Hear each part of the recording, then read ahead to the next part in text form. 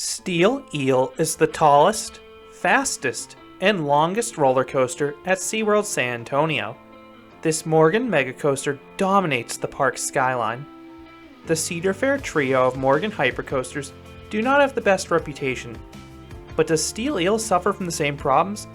Not at all. In this video, I will review Steel Eel and explain why this is a really wild airtime machine. SeaWorld San Antonio opened in 1988. Like the other SeaWorld parks, the San Antonio location opened with a focus on aquatic exhibits and animal shows. But in the 1990s, the park started adding rides. SeaWorld San Antonio added Great White in 1997, a B&M inverted coaster. But just 2 years later, in 1999, they opened an even bigger coaster in Steel Eel. Steel Eel isn't a hypercoaster. It doesn't quite reach the 200-foot threshold. Steel Eel stands 150 feet or 46 meters tall. So while it technically doesn't meet the definition of a hypercoaster, it certainly feels like one. Morgan built a trio of hypercoasters for Cedar Fair the prior 3 years. Wild Thing at Valley Fair opened in 1996. Steel Force opened at Dorney Park in 1997. And Mamba opened at Worlds of Fun in 1998. While these coasters are praised for their smoothness and are icons for their respective parks, coaster enthusiasts often criticize these rides for being some of the tamest hypercoasters in existence. Now, I really like Steel Force, and I think that ride delivers airtime start to finish, but Wild Thing and Mamba are neutered by a brutal mid-course brake run. Now what about Steel Eel? This coaster is considerably more extreme than any of those rides. Steel Eel is located in the very back of SeaWorld along the park's perimeter. The coaster's electric yellow track looks amazing. The coaster was most recently painted in 2019 and it looks like it's glowing, which is quite fitting considering the ride is named after an electric eel. The ride can be seen from anywhere in the park.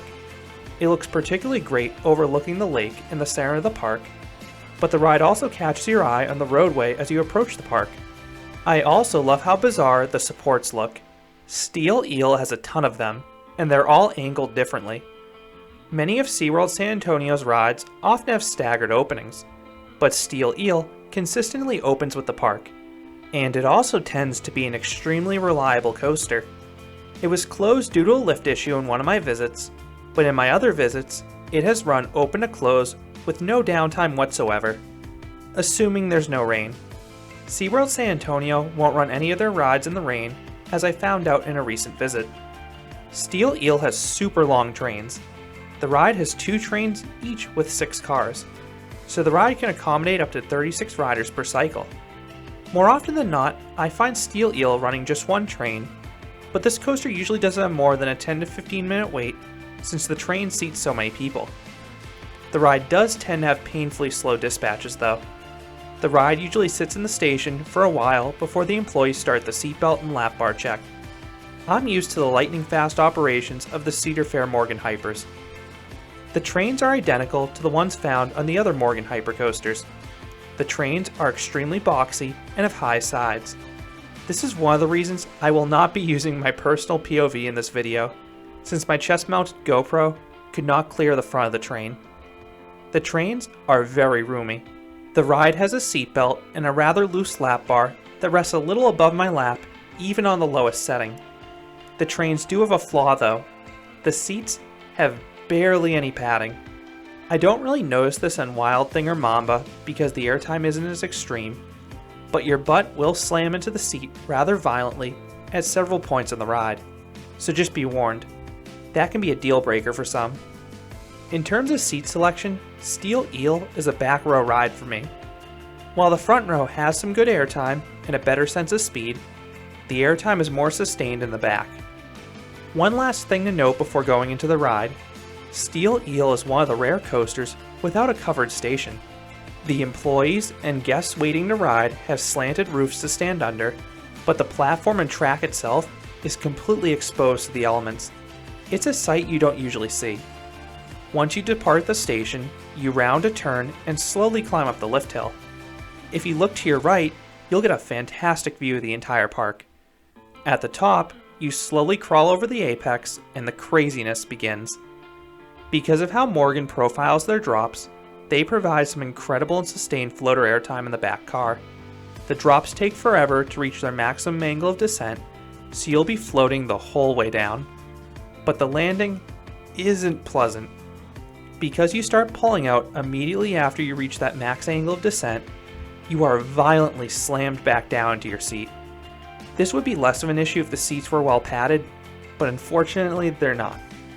You then rise up the second hill, giving everyone several seconds of sustained floater airtime.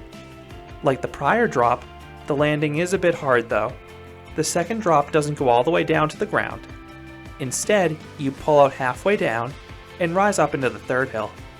The third drop goes all the way back down to the ground, so back row riders are out of their seat for a good 4-ish straight seconds.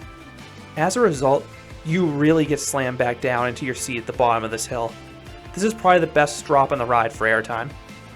You then climb into the mid-course brake run, getting some decent floater airtime if you're up front. The brakes then loudly engage the train. As I mentioned earlier, this is the big issue on Mamba and Wild Thing, the mid-course brake run. You come to a near halt on those coasters. On my rides in 2018 on Steel Eel, a similar thing happened, and the return leg only had a minimal amount of airtime. However, I don't believe that's the most common occurrence. Most POVs, in my experiences in 2017 and 2020, see the train slowed a good amount, but you never come to a stop. You regain your speed on a twisting drop off the mid-course. This drop is stretched out, and unfortunately, it offers no laterals or airtime. But don't worry, the next hills will go back to airtime. You then climb over a camelback underneath the mid-course. This hill normally delivers weak sustained floater airtime throughout the whole train. If the ride is nearly stopped in the mid-course though, and it's running slower, this hill will not offer any airtime. That is followed by 4 consecutive bunny hills. Normally, these hills deliver nice flagector airtime in the front car. If the ride is running slow, it's weaker floater airtime. In the back car, the bunny hills deliver weak but sustained floater airtime, but the strength decreases with each hill.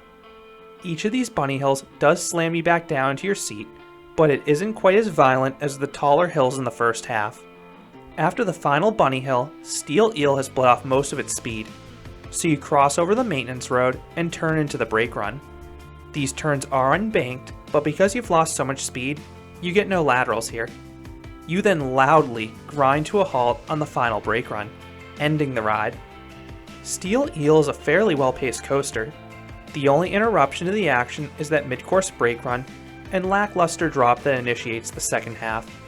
But all the other hills deliver airtime in droves. In terms of smoothness, Steel Eel tracks very smoothly. The ride has smooth transitions and it doesn't shuffle or rattle. The only comfort issues are those hard landings after a large chunk of the airtime hills. It's not enough to ruin the ride for me, but it does detract from the ride since I'll always dread that slam in the middle of the airtime moment. I know others who cannot enjoy this ride at all for this reason. If Steel Eel ever got padding, it would rocket way up my rankings. So what would I rate Steel Eel? I would give this coaster an 8 out of 10. Steel Eel is a floater airtime machine. Pretty much every hill will have you levitating out of your seat. It's just one camelback or bunny hill after another, but the ride does lose a few points because of how you're continuously slammed into those unpadded seats. Compared to the other Morgan hypers, I would take it over Mamba and Wild Thing without a doubt, but I think I prefer Steel Force by a slim margin, and I much prefer Superman El Ultimo Escape at Six Flags Mexico. But I do think Steel Eel has the best sustained airtime of any of these rides. Compared to hypers from other manufacturers, the quantity of airtime still stands out, but I would take a good amount of the Intamin and B&M hypers over Steel Eel because of the aforementioned comfort issues. Of the rides at SeaWorld San Antonio, Texas Stingray came close, but Steel Eel is still my favorite attraction at the park. So those are my thoughts on Steel Eel, the mega coaster SeaWorld San Antonio. Have you been on this coaster? How do you think it compares to the other hyper coasters out there, whether it's from Morgan or other manufacturers? I would love to hear your thoughts down in the comments. If you enjoyed this review, I'd appreciate if you gave this video a like, and you considered subscribing, because there'll be a lot more roller coaster and amusement park videos here at Canopy Coaster. Thanks for watching.